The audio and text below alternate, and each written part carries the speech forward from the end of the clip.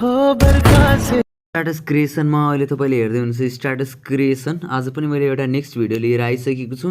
यदि तपाईँले यो म्युजिकमा बिट बनाउन चाहनुहुन्छ अथवा भिडियो बनाउन चाहनुहुन्छ भने तपाईँले भिडियोलाई सुरुदेखि लास्टसम्म हेर्नुहोला र तपाईँसँग चाहिँ सबभन्दा सुरुमा चाहिँ क्यापकट एप्लिकेसन हुनुपर्नेछ। क्यापकट एप्लिकेसनमा जानुहोला।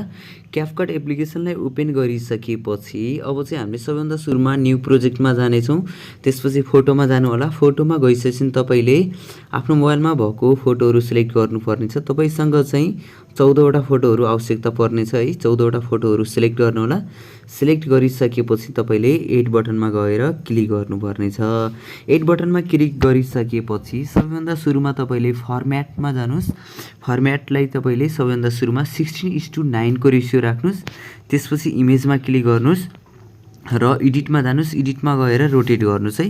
तपाईँले सबै इमेजलाई चाहिँ यसरी रोटेट गर्दै जानुपर्नेछ है। सुरुदेखि लास्टसम्म सबै इमेजलाई तपाईँले 16:9 को रेसियोमा राख्नु पर्ला। यसलाई चाहिँ किन भन्दाखेरि हाम्रो अहिले भनेको इफेक्ट राख्नुपर्ने हुन्छ है। इफेक्टको कारणले पनि हामीले 9:16 को रेसियो राख्नेछौँ र यति गरिसकेपछि हामीले इन्डिङमा आउनुहोस्। इन्डिङमा गइसकेपछि तपाईँले डिलिट गर्नुपर्ने हुन्छ। डिलिट गर्नुहोस्। डिलिट गरिसकेपछि तपाईँ स्टार्टिङमा आउनुहोला। स्टार्टिङमा आइसकेपछि थोरै ब्याक गर्नुहोस्। ब्याक गरिसकेपछि तपाईँले यसमा चाहिँ एड अडियोमा जानुपर्नेछ। एड अडियोमा क्लिक गर्नुहोस्।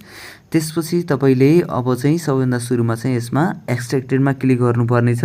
त्यसपछि तपाईँले आफ्नो मोबाइलमा भएको म्युजिकलाई तपाईँले इम्पोर्ट गर्नुहोला। इम्पोर्ट गरिसकेपछि हाम्रो यसमा चाहिँ म्युजिक आउनेछ र म्युजिक आइसकेपछि अब चाहिँ हामीले ड्युरेसन मिलाउनेछौँ है। यदि तपाईँले पनि यो म्युजिक आवश्यकता पर्छ भने तपाईँले डिस्क्रिप्सनबाट पनि डाउनलोड गर्न सक्नुहुन्छ। प्लस तपाईँले फेसबुक अथवा इन्स्टाग्राममा पनि टेलिग्राममा पनि तपाईँले मेसेज गर्न सक्नुहुन्छ। म तपाईँले त्यसमा पनि सेन्ड गरिदिनेछु है।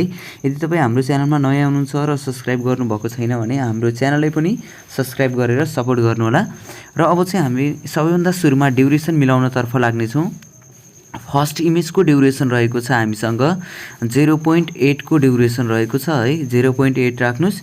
अनि त्यस्तै गरेर सेकेन्ड इमेजमा हेर्नुहोस्। यसको ड्युरेसन भनेको तपाईँले 0.2 राख्नुपर्ने छ र यसलाई चाहिँ थोरै जुम गर्नुहोला। दुईवटा औँलाले यसरी थिच्नुहोस् है, सार्नुहोला। सेकेन्ड इमेज चाहिँ हाम्रो 0.2 राख्नुपर्ने छ। त्यो भएको कारणले हामीले धेरै जुम पारेको थियौँ है। 0.2 राख्नुहोस्। अनि त्यस्तै गरेर नेक्स्ट इमेजको ड्युरेसन राख्नुपर्ने छ। अब तपाईँले फेरि 2.4 को ड्युरेसन राख्नुपर्ने छ। 2.4 मा जानुहोस्। अनि त्यस्तै गरेर नेक्स्ट इमेजमा क्लिक गर्नुहोस्। यसको ड्युरेसन तपाईँले फेरि 0.2 राख्नुपर्ने छ है। 0.2 यसलाई जुम गर्नुहोस्। जुम गरिसकेपछि यसको ड्युरेसन मिलाउनुहोस् र अब चाहिँ हामीले फेरि नेक्स्ट इमेजको ड्युरेसन राख्नेछौँ। 2.4 को ड्युरेसन राख्नेछौँ। 2.4 अनि त्यस्तै गरेर फेरि आउनुहोस् नेक्स्ट इमेजमा। यो इमेजको ड्युरेसन चाहिँ तपाईँले 2.7 राख्नुपर्ने छ। अनि त्यस्तै गरेर नेक्स्ट इमेजको ड्युरेसन चाहिँ अब हामीले फेरि 2.6 राख्नेछौँ। त्यस्तै गरेर नेक्स्ट इमेजमा हेर्नुहोस्। नेक्स्ट इमेजमा गइसकेपछि अब तपाईँले यसमा चाहिँ हामीले 2.6 राखेको थियौँ भने यो इमेजमा फेरि हामीले के गर्नेछौँ त 2.7 राख्नेछौँ। 2.7 राख्नुहोस्। अनि त्यस्तै गरेर नेक्स्ट इमेजमा क्लिक गर्नुहोस् र यसको ड्युरेसन चाहिँ तपाईँले 2.6 मा क्लिक गर्नुहोस् र यसमा पनि क्लिक गर्नुहोस् र यसको ड्युरेसन पनि तपाईँले 2.6 राख्नुपर्ने छ र यसमा पनि क्लिक गर्नुहोस्। अब हामीले सेकेन्ड लास्ट इमेज र लास्टको इमेज बाहेक अरू इमेजलाई चाहिँ 2.6 राख्नु होला। यसलाई पनि हामीले 2.6 नै युज गर्नेछौँ र यसमा क्लिक गर्नुहोस्। यसमा क्लिक गरिसकेपछि अब चाहिँ यो चाहिँ हाम्रो सेकेन्ड लास्ट इमेज हो है। यसको ड्युरेसन चाहिँ तपाईँले 0.2 राख्नुपर्ने छ। यसलाई थोरै जुम गर्नुहोस्। यस, थोरै जुम गरेर 0.2 राख्नुहोस् र लास्टको इमेजको ड्युरेसन रहेको छ हाम्रो 2.9 राख्नु होला र यहाँनिर क्लिक गर्नुहोस्। यो इमेजमा बाँकी रहेको इमेजलाई चाहिँ मैले स्प्लिट गर्नेछु। यदि तपाईँले मैले दिएको लिङ्कबाट डाउनलोड गर्नुहुन्छ भने यसलाई चाहिँ स्प्लिट गरिराख्नु पर्दैन है। हाम्रो यसमा चाहिँ ड्युरेसन आइसकेको छ है। अब चाहिँ मैले चाहिँ यसमा म्युट गरिम साउन्ड चाहिँ किन भन्दाखेरि मेरो यसमा चाहिँ कपिराइट क्लेमहरू आउन सक्छ है। त्यो भएको कारणले मैले म्युट गरिम। र अब तपाईँले यसमा भनेको एनिमेसन राख्नुपर्ने छ।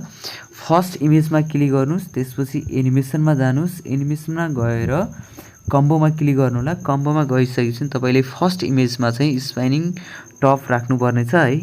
टप 2 राख्नुहोस्। अनि त्यसपछि नेक्स्ट इमेजमा क्लिक गर्नुहोस्। जुन 0.2 राखेको थियौँ त्यसमा चाहिँ उबल युज गर्नेछौँ र बाँकी 2.4 को ड्युरेसनमा चाहिँ हामीले पेन्डुलम 1 युज गर्नेछौँ। यसलाई पनि थोरै सार्नुहोस्।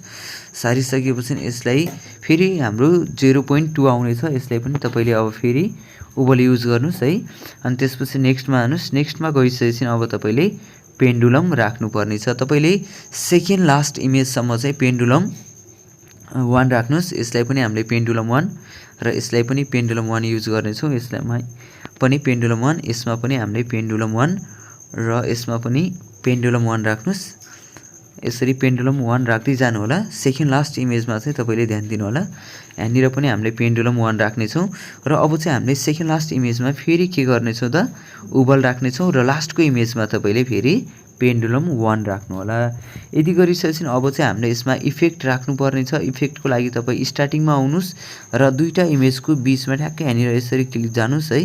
गइसकेपछि थोरै ब्याक गर्नु होला अनि इफेक्टमा जानुहोस्। इफेक्टमा गएर भिडियो इफेक्ट, अनि भिडियो इफेक्टमा गइसकेपछि तपाईँले मुडमा क्लिक गर्नुहोस्। मुडमा गइसकेपछि सबैभन्दा सुरुमा मेटर इफेक्ट युज गर्नुहोस् है। मेटर इफेक्ट युज गरिसकेपछि हामीले चाहिँ अब यसको ड्युरेसन मिलाउनु पर्ने छ। यसलाई यसरी मिलाउनुहोस् र यसलाई कपी गर्नुहोस् र फेरि तपाईँले यसको ड्युरेसन साइज चाहिँ बढाउनु पर्ने छ र फेरि कपी गर्नेछौँ। 0.2 सम्म राखेको थियौँ। यसलाई पनि कपी गर्नुहोस् र यसको ड्युरेसन साइज बढाउनुहोस्। तपाईँले सबै इमेजमा चाहिँ यसरी राख्दै जानु होला।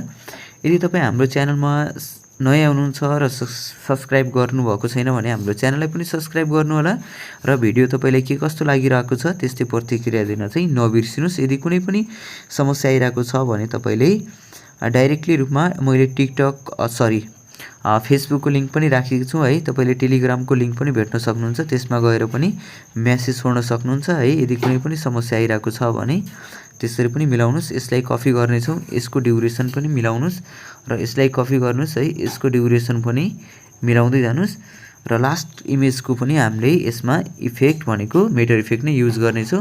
र अब तपाईँ फेरि लास्टमा आउनुहोस् अनि त्यसपछि भिडियो इफेक्टमा जानुहोस्। भिडियो इफेक्टमा गइसकेपछि हामी फ्रेममा जानेछौँ। फ्रेममा गइसकेपछि यसमा हामीले के गर्ने त, लिड इफेक्ट युज गर्ने। लिड इफेक्ट युज गर्नको लागि तपाईँले लिडमा क्लिक गर्नुहोस् अनि त्यसपछि ओके गरिसकेपछि अब चाहिँ हामीले लिडको ड्युरेसन तपाईँले फुल भिडियोसम्म राख्नुपर्ने छ है। यति गरिसकेपछि अब तपाईँले माथि दिएको अप्सनमा क्लिक गर्नुहोस् र सेभ गर्नुहोस् है।